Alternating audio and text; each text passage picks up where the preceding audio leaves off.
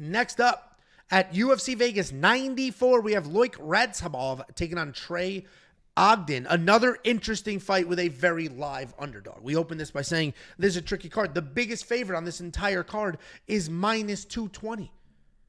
All of these fights are really tight. The odds are tight, and it's going to be interesting to break these down and see what unfolds. We got Loik Radzhabov, 18-5 in his career, 3-2 in his last 5, coming off a rally finish against Al-Sawadi, taking on Trey Ogden, 17-6 overall, 2-1 in his last 5, coming off that dominant win over Kurt Holobaugh, who was also on this card.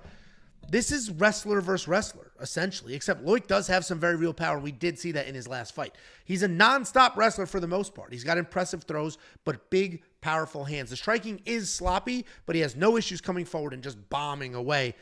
While he does have very good offensive wrestling, he can be taken down. His defensive wrestling is not very good, but he's got plenty of cardio, 15 full minutes that he will use. And he needed it in his last fight because he was losing to Al-Sawadi, getting outstruck, getting out wrestled. Very clear this guy was going to lose that fight, and then got it done in the 3rd round. He's taking on Trey Ogden. Trey Ogden is an athletic grappler. He's got solid takedowns, decent power in his hands. He's absolutely a grappler. But if you do run through the tape, you will see that some of his submissions were set up from big power in the hands, dropping people, then snatching something up. It is not just desperate takedowns, but he does shoot a ton of takedowns. They are clean. They're very well timed. He does an excellent job of lowering his level, shooting actual shots. And he's coming off the decision win over Kurt Holobaugh, where he had 3 takedowns and 11 minutes of control. And I can't celebrate that enough. To have only 3 takedowns and 11 minutes of control means he's getting 1 takedown, and you are not getting up until that round, the clap happens, and then they blow the horn. And that's huge because we will break down other fighters on this card that average 4, 5, 6 takedowns per fight. And that's because people are standing up on him. People don't stand up on Trey Ogden. I like Trey Ogden here in the underdog spot. I think he's feeling himself lately. He's on a nice little streak here. He's doing all the things. It's like the Charles Johnson breakdown that I did last weekend. He's feeling himself. He's hit his rhythm. And that's where Trey Ogden seems to be. He's on a nice little win streak. Has even that no contest, he was winning that fight very, very clearly. And he's even more confident in his wrestling than he's ever been. Loik does get taken down. Whoever gets the first takedown here will probably win. I do think that's Trey. I got Trey in the underdog spot. I bet on him. I was hoping to bet on him at plus 127. I didn't quite get odds that good. But I do think Trey wins this fight, and I wouldn't be surprised if he's a favorite come fight night. What do you think? Jakey Bombalotz. What? That's what you said. What?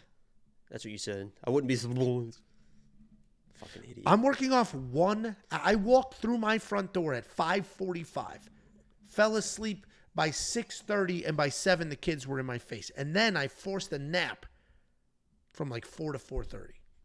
That's what I'm working on. But I'm here with the winning picks. You know, there's I don't know how many of our soldiers are overseas, working off of haven't slept in 2-3 days, defending our freedoms. But if you want to, you kind of trash them and don't think that they're heroes. All right, shut up, stupid. This guy said, what's a bombalotz? That's just, it's like a little Italian thing. You add alotes at the end of stuff.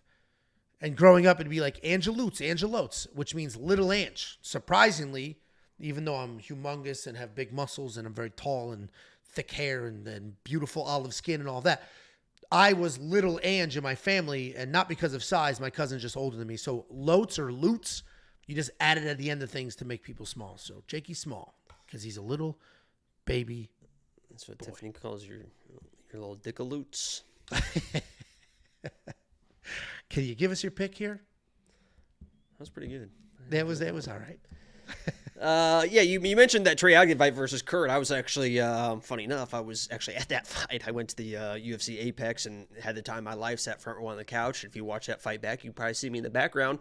The funny thing is, I was really rooting heavy for Kurt in that fight. I didn't have a bet on him, but I think I had like a premium bet for him, but I think I put money on him like in Vegas for the fights. So I was really rooting hard, saying like, oh, Trey's doing nothing. He's on top, not doing anything. Oh my God, Kurt's doing even more on the bottom, and really trying to be very loud for the judges to try to give that fight to Kurt. What I didn't know, Angelo, is sitting right next to me were Trey Ogden's parents, and they informed me after the fight. Like, obviously, after the fight, you just kind of randomly talking to people, or whatever. And I was like, they said something about, I can't remember how the conversation started, but I was like, yeah, he did pretty good. They're like, yeah, that's my son. I was like, oh my God. I just said, I am so sorry. I was like, I only had the money on the other. It's like, I'm not even like family members with Kurt. I was like, I just had money. I'm so sorry. Like, I felt so bad. And they were just laughing. You're like, oh no, it's fine. It's fine. Whatever. But they were like, yeah, that's so I was like, oh my God, I feel so bad. Yeah. And that's an easy fight for them to watch too, because he wasn't in any danger. Just right, yeah, I'm sure. Top, yeah, there was no big deal for them for because, he was just, he literally was just laying on top of doing what he needed to do, and he looked good in that performance. What I do worry about with Trey is I don't think it's going to be that easy.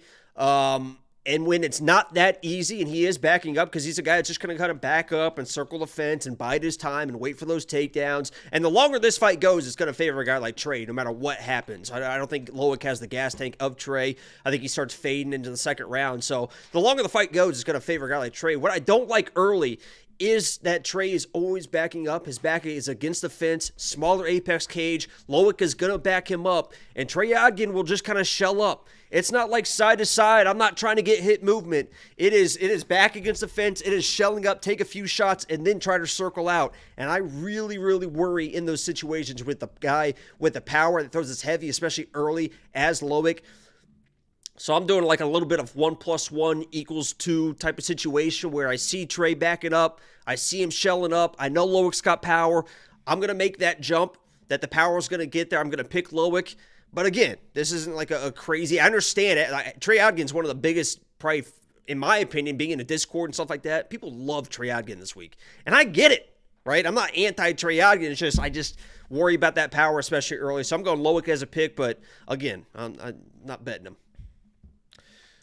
Yeah, I'm on the other side. And people have pointed out all week, premium members get to see, well, actually all the picks were in the videos anyway, but premium members get to see, like, visually in the chart on the website, Angelo's picks, Jacob's picks, Arden's picks, and then the artificial intelligence. Jacob and I are split on a lot of this card. How many did we agree on? 4 of 12? 4 or 5.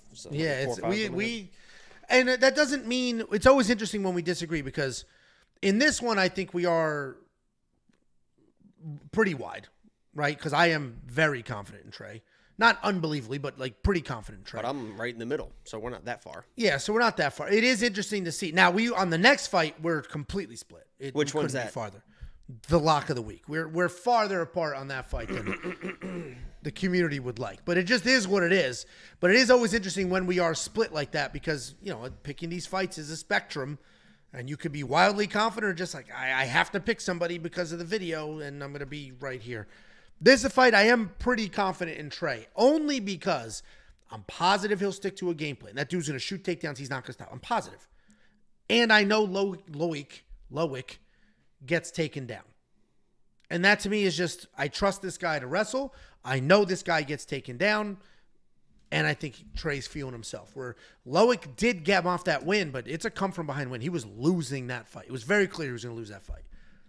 And he made it happen. So Jacob and I are split here. I am on the Ogden side. I will spend the $7,800 in DraftKings Fantasy because I think the upside there is incredible. Go look at what he scored against Holloway. Bunch of takedowns, a ton of control time. That scores unbelievably well. This is going to be a much harder fight because Loik can wrestle himself, but I do think Trey gets it done.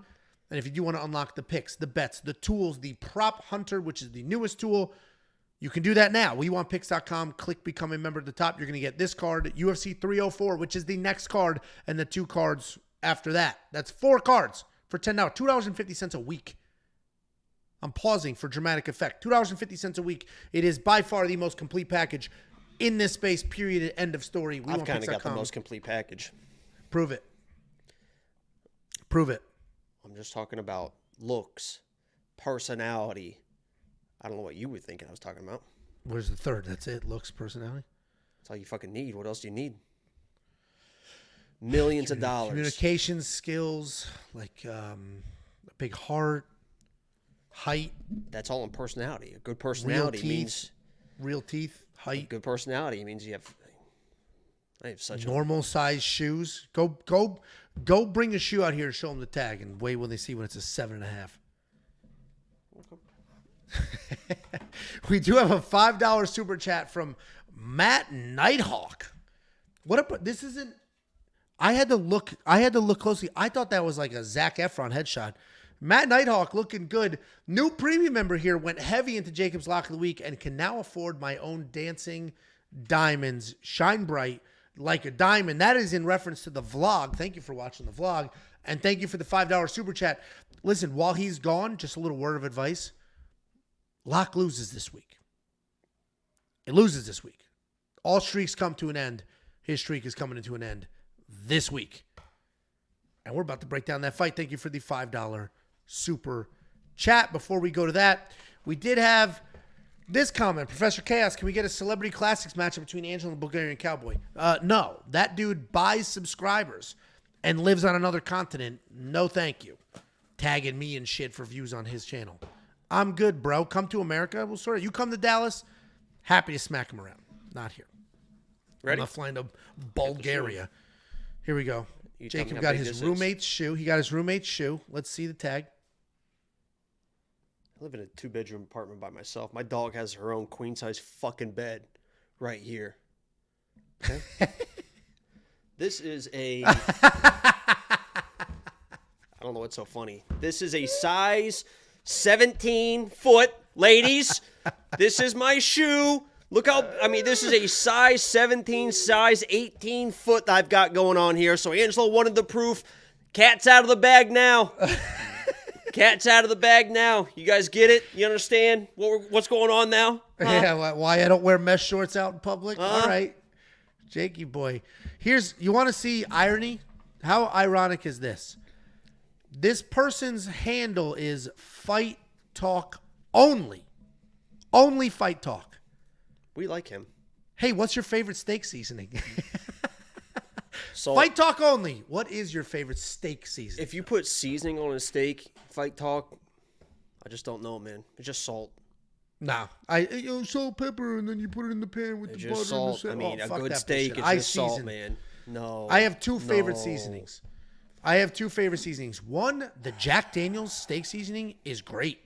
It's big chunks of stuff. It is great. You get a phenomenal meat. seasoning. Honor the animal. Honor the animal.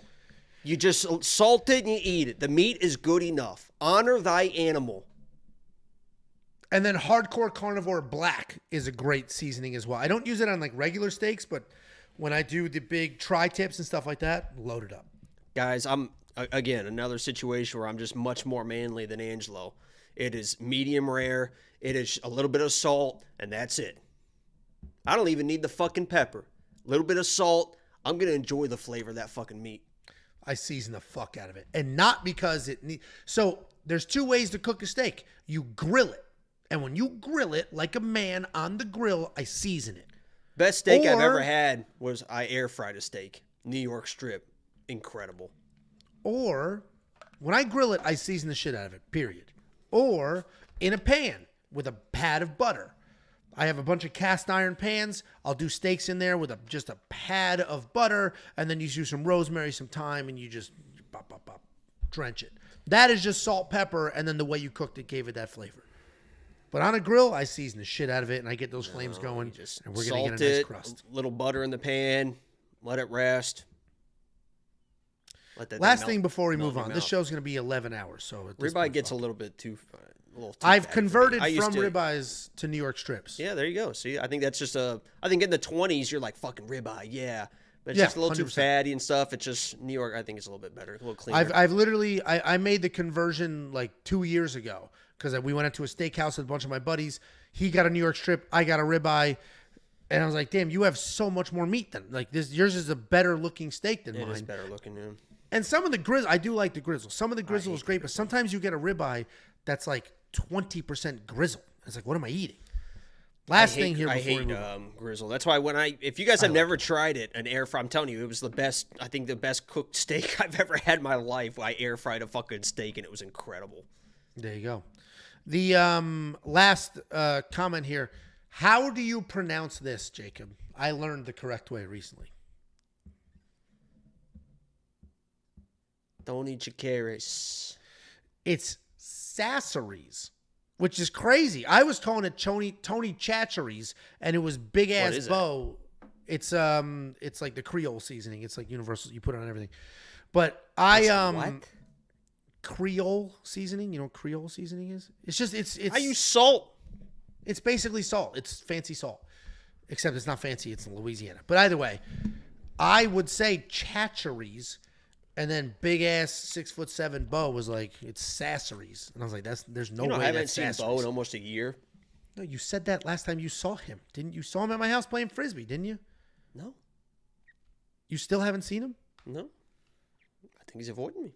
He'll be here for 3:04. That I'm positive. I think honestly, you know what happened? I made him put it on his family calendar. Honestly, you know what happened? I think I'm streaming 3:04, by the way. But What? I believe that whole dynamic changed when our dynamic changed when we fought, and he was like, really, Jacob's not a pussy. I really did a number on you, right? I think that fear was because I already would snap back at him, and I'm sure he thought like, oh, like if I wanted to, and now he's like, man, I don't know.